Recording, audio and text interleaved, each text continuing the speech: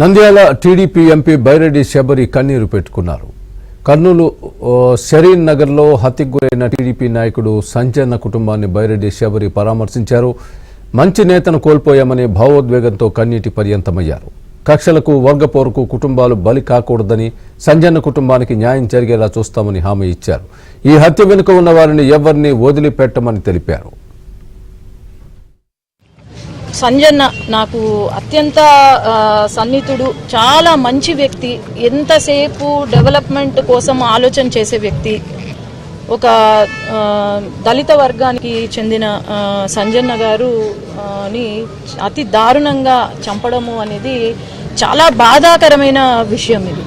ఎందుకంటే 2-3 రోజుల క్రితం కూడా నాకు ఫోన్ చేసి, అమ్మ నేను మొత్తము మా షరీనగర్లో మా దగ్గర ఏమేమి అవసరమో అవన్నీ నేను లిస్ట్ పెడుతున్నాను మీకు, ఆ బ్రిడ్జు, తర్వాత mineral water plant, drainage system ఇవన్నీ మాకు లేవు అని చెప్తే నేను వెంటనే కూర్చొని దానిపైన వర్కౌట్ చేసి ఎలాగైనా నాకు సంవత్సరం 1 year పూర్తి చేసే లోపల ఇక్కడ వీళ్ళ దీంట్లో నేను బాగు చేయాలి అని అనుకున్నా. అంతలోనే పాపము ఆయనను ఇలా చంపడము అనేది చాలా బాధ అవుతుంది. ఎందుకంటే రాజకీయాల్లోకి వచ్చిన తర్వాత ప్రతి కార్యకర్త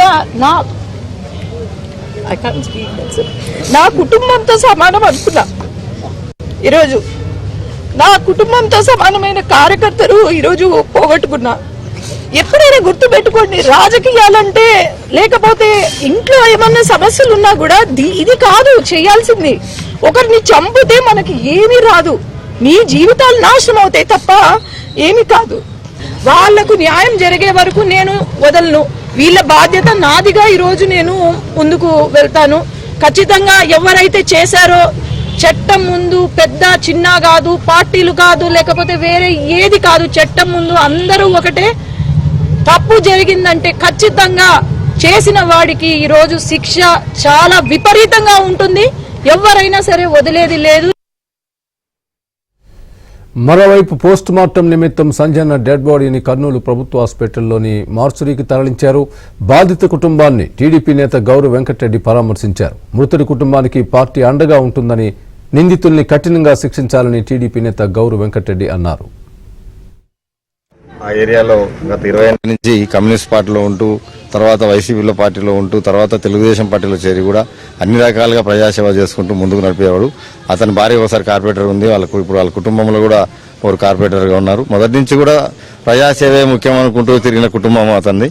అన్ని రకాలుగా చిన్న పిల్లల నుంచి పెద్దల వరకు కూడా అందరితో మంచిగా ఉండే వ్యక్తి. కానీ ఈరోజు కేవలం వాళ్ళ వర్గపోరు అతని జరుగుతూ ఉంది అనే ఒకే ఒక కక్ష సాధింపు తోటి ఈరోజు అతన్ని మర్డర్ చేయడం జరిగింది. చాలా దారుణము. ఎంతో ప్రశాంతంగా బతుకుతున్న ఇప్పుడు కర్నూలు జిల్లాలో ఇటువంటి అల్లరిమూకలు చాలా వరకు స్టార్ట్ అవుతున్నాయి.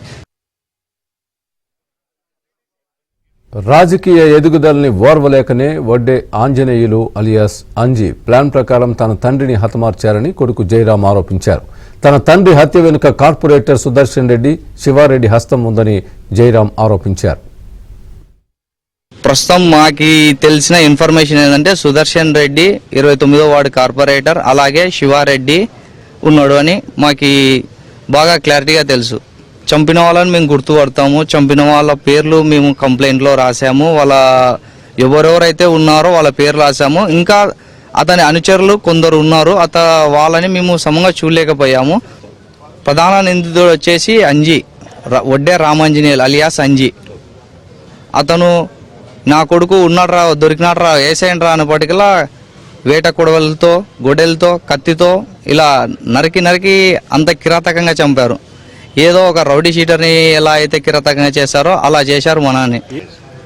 రాత్రి 9 నుంచి 9:23 మధ్య సమయంలో జరిగింది. కరెక్ట్ నాకు 9:23కి నాకు ఫోన్ చేసి, అన్న ఇలా నాన్నని పొడుస్తున్నారన్నా అంజీ వాళ్ళు అనేసి చెప్పగానే మేము పరిగెత్తుకుంటూ వెళ్ళాం.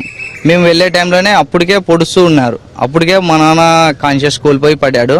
అలాగే నేను, మా అన్న, మా తమ్ముడు, మా అమ్మ వాళ్ళు పరిగెత్తుంటే మా అన్న నాకంటే ముందు పరిగెత్తే మా అన్న మీదకి కత్తి తీసుకొని నా కొడుకు కూడా ఏం రానేపటికలా మా అన్న సందులో నుంచి తప్పించుకొని వెళ్ళాడు. నన్ను అనుకొని మా పెద్దనాన్న కొడుకుని కొట్టారు. వీడు కాదులే అని చెప్పి నా కొడుకు కూడా కట్టబట్టుకొని వచ్చాడు కదా అనేసి వాడిని కొట్టి కార్ ఎక్కియడానికి పోయారు. ఎక్కిండ్రి నా కొడుకు పైన కార్ అనేసి వాడు పక్కకి జరిగేపటికలా కార్ అట్ట వెళ్ళిపోయింది.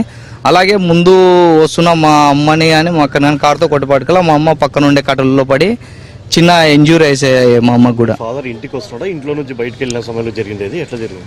మామూలుగా మందిరం 7 గంటల నుంచి 9:30, 10 వరకు ఉంటుంది. ఆ టైంలో జరిగింది. మందిరం పోయి వస్తుంటే మందిరంలో ఇంకా ఉన్నాడు, మందిరం ఇంకా ఉంది. ఓకే.